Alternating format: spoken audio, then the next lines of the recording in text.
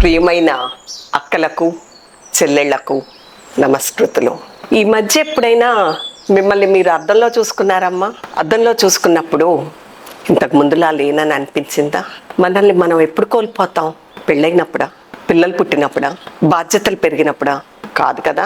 మనల్ని మనమే కొంచెం కొంచెంగా మనకు తెలియకుండానే పక్కన పెట్టినప్పుడు, నా సంగతి తర్వాత చూద్దాం, ఇప్పుడు నాకు అంత టైం ఎక్కడుంది, ముందు వాళ్ళ అవసరాలు తీర్చాలి కదా అంటూ మన కలలను, మన ఇష్టాలను, ఆఖరికి మన నవ్వును కూడా మనకు తెలియకుండానే వెనక్కి నెట్టేస్తాం.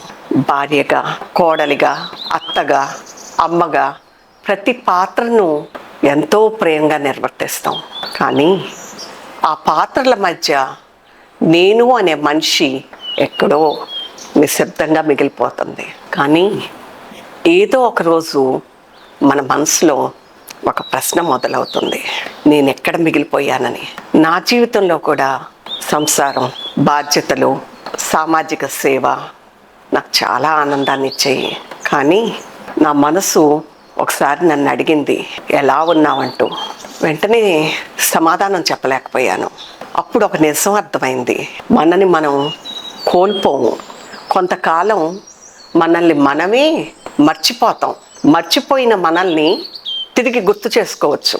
అందుకే ఈరోజు మీకు ఒక చిన్న పని. ఈ రాత్రికే మీ ఫోన్ దూరంగా పెట్టేసేసి మీతో మీరు కొంత సమయం గడపండి. కనీసం ఒక 5 నిమిషాల సమయం అయినా మీకోసం మీరు కేటాయించుకోండి. మిమ్మల్ని మీరు ప్రశ్నించుకోండి, నిజంగా నాకేమి ఇష్టం అని. అది చిన్నదైనా అయి ఉండొచ్చు, మీ కొత్త ప్రయాణానికి మొదటి అడుగు కావచ్చు. మీ సమాధానాన్ని కింద కామెంట్లో రాయండి. మళ్ళీ కలుద్దాం మరో ఆలోచనతో, మరో చిన్న అడుగుతో. Until then, reset to rise. నమస్కారం.